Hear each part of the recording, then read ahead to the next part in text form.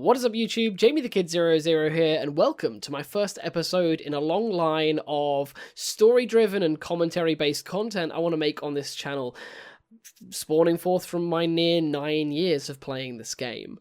This is going to be a quick walkthrough of my first ever national championship that I attended. I hope you all enjoy. Do let me know what you think of it in the comment section down below if you'd like to see more of this.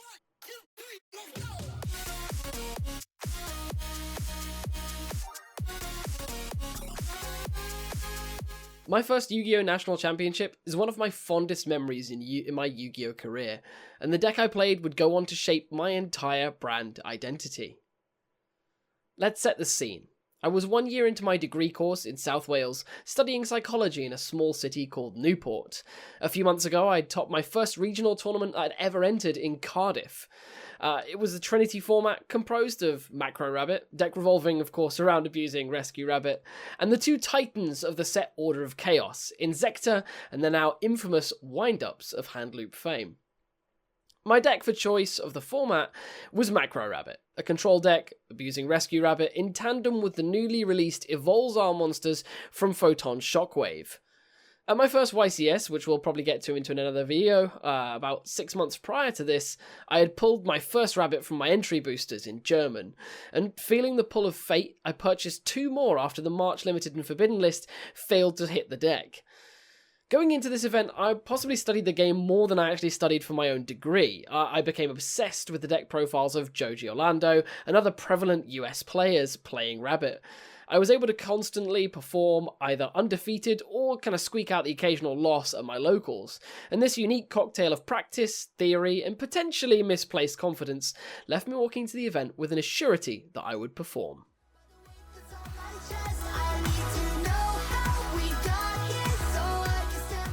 So the scene was set. The event was to take place in a tennis hall just outside of Bolton in northern England, and a 3.5 hour drive from Cardiff where my team, if you wanted to call it that, was to assemble. 4 of us crammed into a 2002 Ford KA and set off for our accommodation, a motel on the motorway service area just outside the sports grounds, which was very scenic, believe me. I distinctly remember my practice not being very promising, a trait which I would later learn would be a precursor to all of my major event tops. It even led my then girlfriend to bet me that if I topped the event, she would buy me dinner, solidly believing that this was money well gambled. I can't talk about my results in great detail, being that it was over 8 years ago now. However, I do have my Swiss results from the original profile in my notes. I distinctly remember only being able to win the Hero Beat matchup because my aforementioned studying of Joji Orlando's YouTube videos, as he'd played an extensive amount of Hero Beat in the past, and my intimate understanding of this deck's capabilities gave me an edge in a meta where it was definitely a strong pick, earning me a win in round 2. I count myself fortunate as I played a large number of Inzektor decks over my Swiss performance, my natural best matchup, and very, very easy to find in the event due to their relative cheapness when compared to the beyond £500 options of Rabbit and Wind-Up. At the time of round 5, I took my first loss, after a grueling back and forth against a fellow Rabbit player, which I must confess set me a little bit on tilt. Rolling up to round 6, I played against Chaos Dragons, a deck born of the new structure deck Dragons Collide. The deck was a beat stick generator, repeatedly placing 2,500 attack monsters onto the field, which the Rabbit deck was infamously incapable of dealing with outside of Utopia Ray.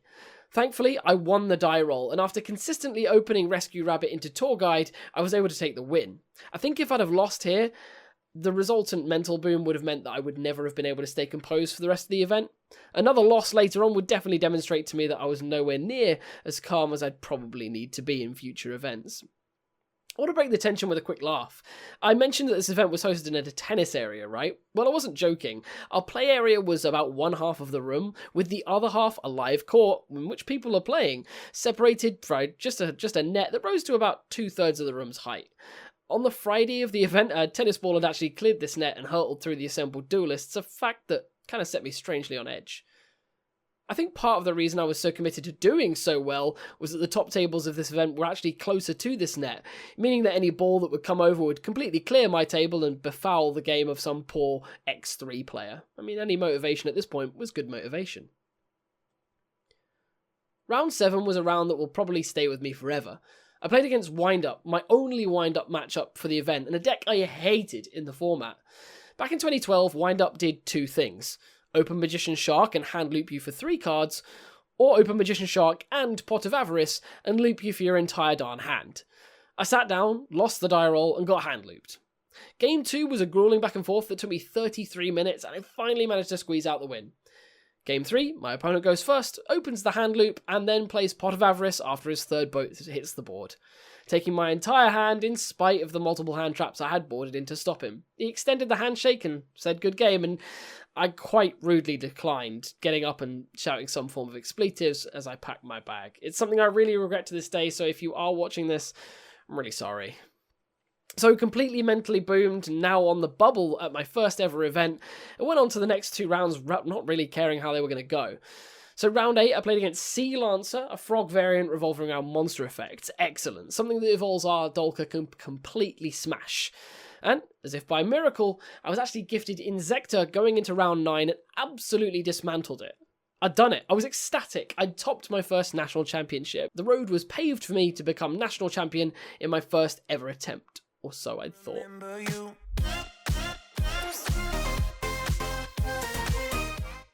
I'd forgotten to mention the full extent of my living arrangements until now. As our motel sat on a motorway service area, that meant that there was absolutely no takeaway deliveries, no real food shops, and the KFC on site was actually closed for refurbishment. I was forced to subsist off of a breakfast and dinner exclusively consisting of Subway sandwiches. So, with my morning BLT, probably about the 5th of my stay there at this point, safely devoured, my friends, rather disgruntled from having to wake up early to port me to the event, escorted me to the arena to face the elimination bracket. It all felt a bit fancy, really. I'd never actually played in an elimination bracket before. My locals didn't run any top cuts, so this was my first experience of you lose, you're out. I remember there was some commotion, as it had become clear that something was amiss with one of the players' conduct or deck from the day before, and a player was disqualified before the cut even began. Unfortunately, it wasn't mine. Top 32 was called, and I sit down opposite a familiar face, the rabbit player that had defeated me in round 5. I could remember his list differences clear as day, and this time the dice were on my side. I took the win. Top 16, all my Christmases came at once. I sit down to play.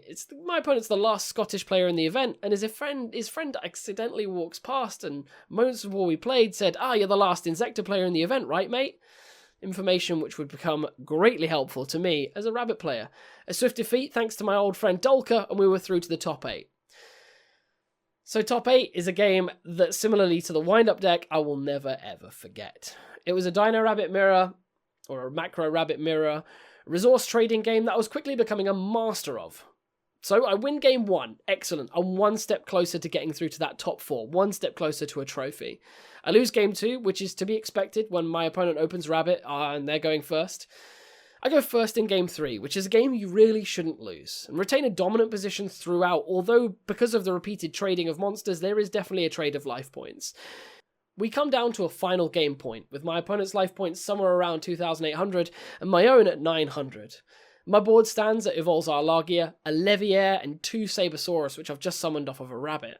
My opponent has a single card in hand, and a wind-up Zen mains in attack position. I can see how I win this game. I'm there. He has nothing else on the board. I attack the Zen mains with my Lagia, and with a sigh, my opponent tosses the entire Xyz monster into the grave without using its effect. And I just see red. I can win, I thought.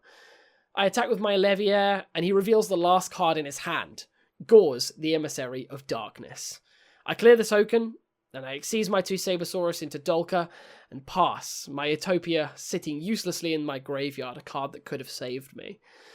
My opponent then proceeds to attack for a perfect game, 2,700 over my 1,800 Leviair, reducing my life points to 0 and ending my first Nationals run.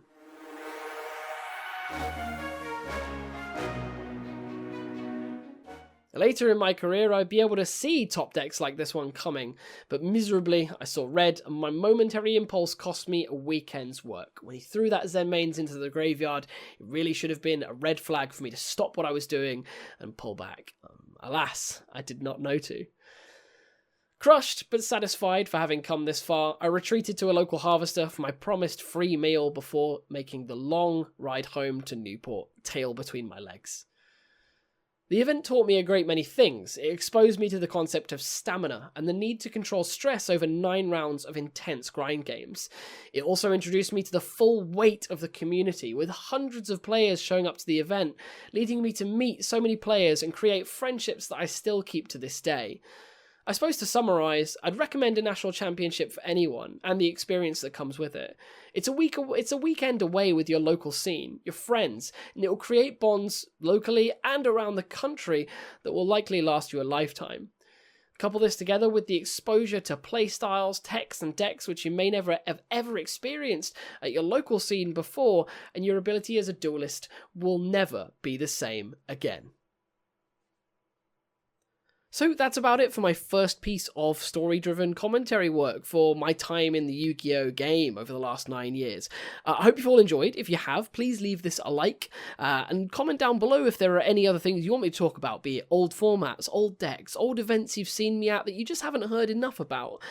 If you're new here, I'd love if you could subscribe to the channel and share this with your friends if you're having trouble getting people into their own trips for nationals, YCSs, things like that. They won't regret it. You should teach them that. Hope you've all enjoyed, and I'll see you guys next time for some more Yu-Gi-Oh! Related content. Peace out. Bye-bye.